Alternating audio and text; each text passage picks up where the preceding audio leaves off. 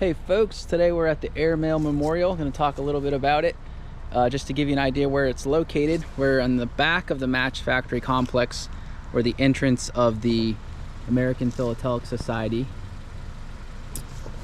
which actually owns this whole complex and is the reason this memorial is here.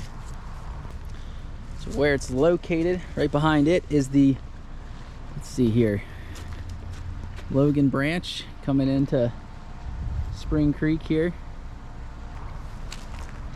Let's take a look at it first. Got your biplane at the top, dedicated to U.S. Airmail Pioneers 1918 to 1927. During the first decade of the transcontinental airmail, pilots flew over the Alleghenies with a fueling stop in Bellefonte. Unpredictable weather and changing winds cost the lives of 34 valiant young pilots in this most dangerous leg of the journey, known to pilots as Hell's Stretch. This was donated in 2005 by Paul Mulville Sr., who was looking for a place to erect a memorial to the airmail pilots, and then the artist Mike Newcomber did the biplane. So an impressive memorial here, and it's the perfect location by the American Philatelic Society. It might seem kind of random, but it's definitely not. The American Philatelic Society is a stamp library, one of the largest in the world. And some of the letters and that were stamped in the 1920s would have been carried by these airmail pilots on a route from New York to Chicago. And Bellefonte, Pennsylvania, was the only scheduled stop in Pennsylvania for fuel. So it was an official U.S. government airmail station up by the high school, at Bellefonte Area High School, called Beaver Airfield. And then there was a second airfield near Pleasant Gap in the later 20s. But as they say, it really put Bellefonte on the map. If it wasn't already on the map, it was when the National Airmail System started stopping here in 1918. And by 1919, they're running mail. So it makes perfect sense. Some of the actual mail that would have been carried is likely, I would believe it would be in some of the archives in the American Philatelic Society. So that's pretty amazing. They were carrying hundreds of pounds of mail between New York and Chicago. And unfortunately, this is a very dangerous location with the, especially with the weather, if the weather was bad. So even like today, the U.S. Postal Service has that all-weather philosophy. No matter rain or snow, it's impressive. It's inspiring how they get the mail to us still. But back then, this was an elite and very strong position. I kind of look at it like the Navy SEALs of Postal Service back then, where these pilots were risking their life to keep that philosophy going, that neither rain nor snow would stop them. All weather conditions, they would take off. So there's a great book you can read about the airmail service and being in Bellefonte and Beaver Airfield and so forth, by Kathleen Wonderly. So you can get it at the Center County Library. I highly recommend it. She used the local newspaper, Center Democratic Watchman, that reported extensively, because it was such probably an astonishing thing to see planes buzzing here, 400 horsepower engine biplanes flying low, coming in here, buzzing the town. They say, famously, they would come up High Street and try to spin the fish weather vane or on the top of the courthouse, get so close to it, the prop blast would spin it around.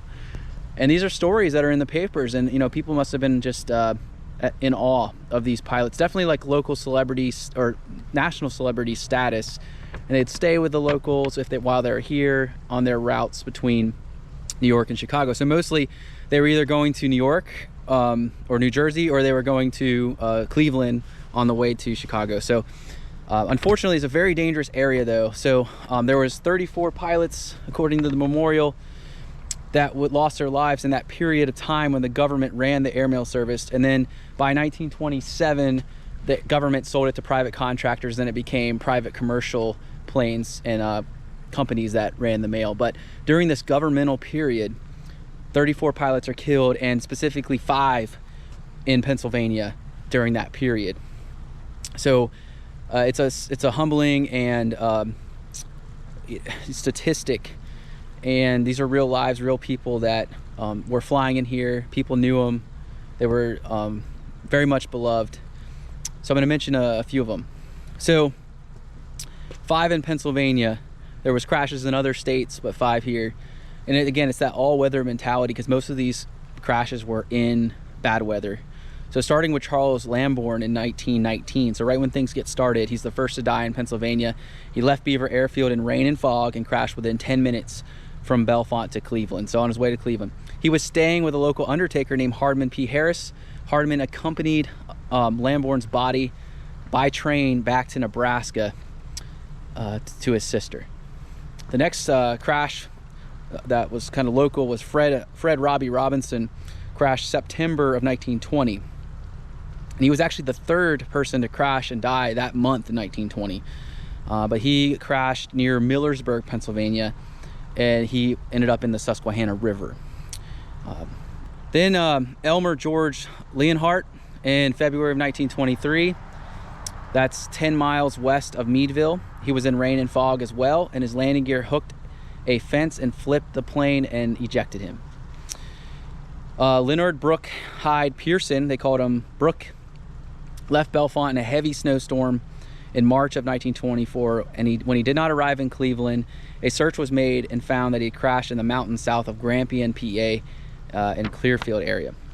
And then one of the more famous crashes and unfortunate deaths was Charles Ames, because there was a search for him that reached national headlines for over a week. So in 1925, on a night flight, he was coming in, and it was foggy, so he was flying low to try to see the beacons, the red light beacons, so he can know where to go. And they were used at night flight, and he was so low that he actually crashed into Nittany Mountain near Hecla Gap. So on October 1st, he crashed 1925, and then he wasn't found until October 11th. So national headlines around the country, people are looking for Charles Ames, and a very beloved pilot, famous, well-known, skilled pilot. And he's found by locals who lived in Hecla, a group that searched for him and found him. And even though the Governor Pinchot at the time had deployed National Guardsmen, and they were looking near Clarion and Punxsutawney, and they were looking all over the place, but he ended up being pretty close to Bellefonte and Hecla Gap.